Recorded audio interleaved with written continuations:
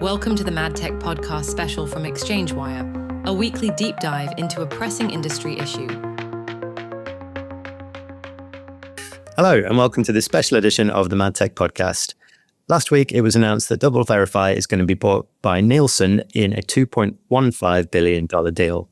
We want to get into it and see what that means for the ad tech ecosystem, what that suggests about an M&A, and what it means for truly independent measurement. To get his thoughts on this, I'm joined by Ciaran, ExchangeWire's founder and part of FPC. Ciaran, welcome back to the podcast. Thanks, John. It's been a long time. Been a while. Yeah, it's been a while. Yeah, well, always good to have you back. And this is your your area of expertise, really. So delighted to get your thoughts on it's a massive deal for the industry. DV purchased by Nielsen. First off, how did you feel about the deal? What do you make of the news? Does it make Nielsen a kind of end-to-end media intelligence platform now? What does it mean for DV? Give me your thoughts. So I've been trying to digest this since it happened last week and trying to figure out the rationale behind it. And I think there's a sort of prevailing narrative that this is sort of two sort of low growth companies being sort of mashed together, and it's sort of straight out of the PE playbook. I think it's way more nuanced now. Mark Zworsky and the team over at DV are smart operators, and I think that they recognize that that Nielsen is an amazing signal based business, right? Like measurement business. So effectively it's a predominantly TV measurement company, but what it's been doing of late is been kind of building that signal into its own stack. And what I think it goes back to what we did last year, John, around the super signal aggregator, the TLA, the three-letter acronym that launched 1,000 startup and PE roll-up decks across the industry.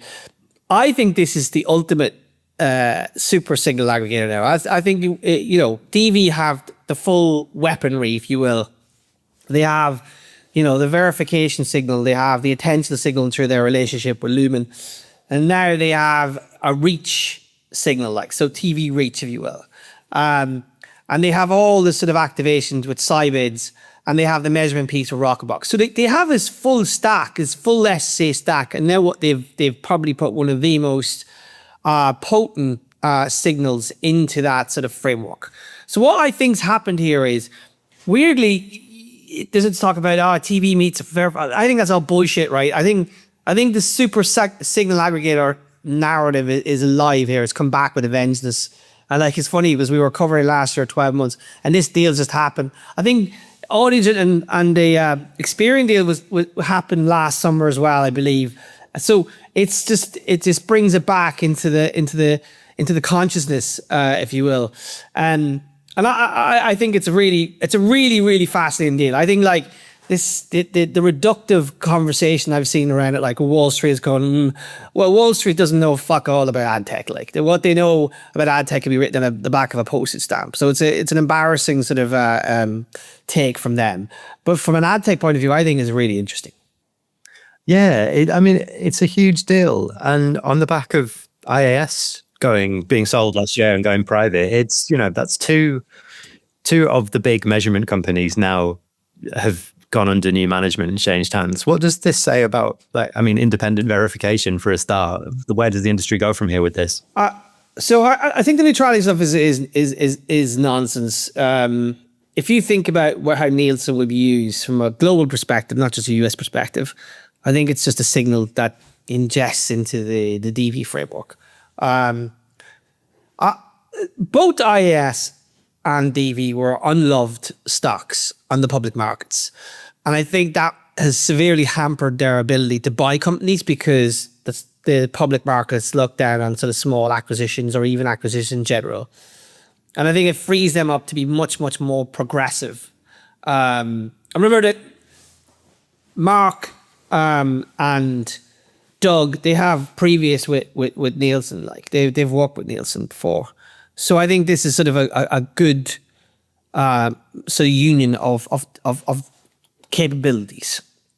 I've seen the neutrality thing, but who the hell is neutral in ad tech anyway? Like, I don't mean like, I'm not entirely sure how that phrase becomes important. But what it does give, it gives DV real power with brands, right? Having this collection of capabilities, of signals, and that framework they've built, that sort of like signal activation measurement stack they're building.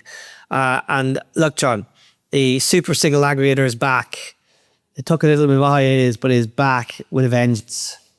It is. And this is, like you said, this is something that we started talking about last year and that the industry really took and ran with. That was, and for quite a few months, this is actually, absolutely putting that back on the table as a really, really interesting model. What does it mean for the health of M&A in the industry? Are you, is this, I think, feel like this? I think this is great. I think it means it probably, it forces the IS to do something there. They could buy, someone like, iSpot or VidMob, but maybe the both of those companies would make up the duopoly around verification and brand safety now start to think much more progressively. I still think there's signal out there that will be, and we're doing it at ATS London where we're talking to proprietary signal vendors. So someone like the GoodNet, for instance, who are big on sustainability, and given the summers we will be having in Europe, 5 consecutive heat waves where we're all just sweltering to death in unbelievably unbearable heat that is clearly man-made. I think sustainability comes back with a vengeance as well this year. And there's other signals like quality scoring, which is where Picnic is, and I know Adelaide doing some of that as well. And of course, we have attention, which is still a very, very strong signal. Lumen being a strong player in that area. So I think like from an M&A perspective there, I think there's going to be more purchases. There's going to be more acquisitions.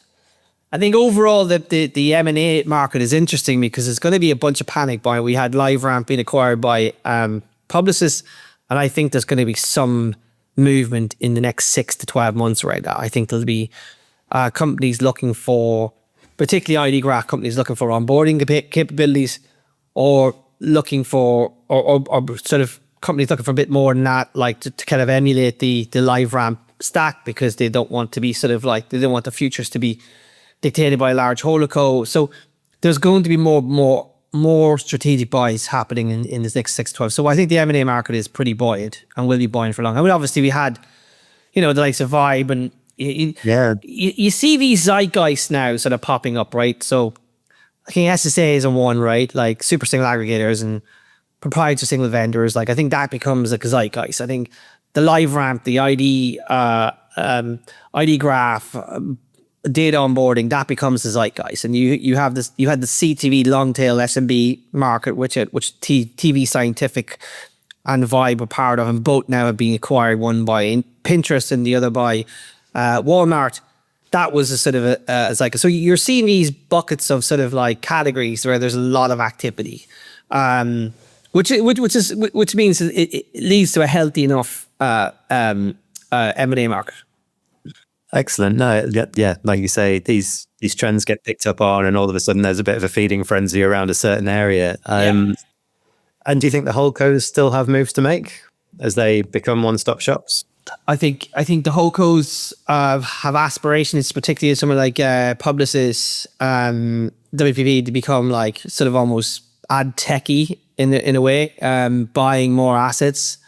I don't think Publicis have stopped. I think they're looking for more capability to kind of like ring fence their own sort of place within the ecosystem. So I think there's going to be more acquisitions there as well, and obviously more partnerships as well. I think some holdcos are preferring to do partnerships.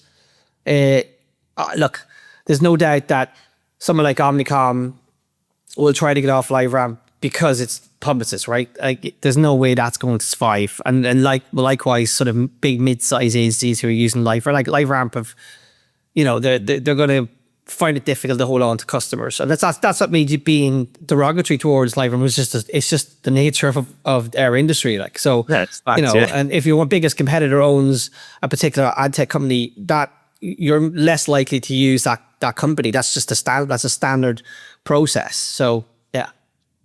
So I think there will be more acquisitions from holdcos. Excellent.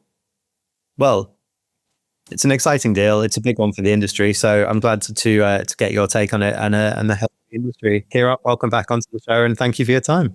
Thank you, John. You are welcome back anytime. We'll get you back on next year.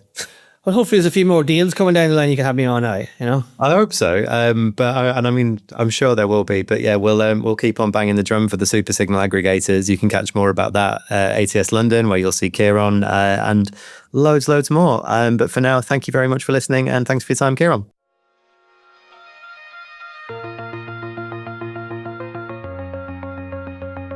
Thanks for tuning in to this MadTech Podcast special. We'll be back to discuss another hot industry topic soon.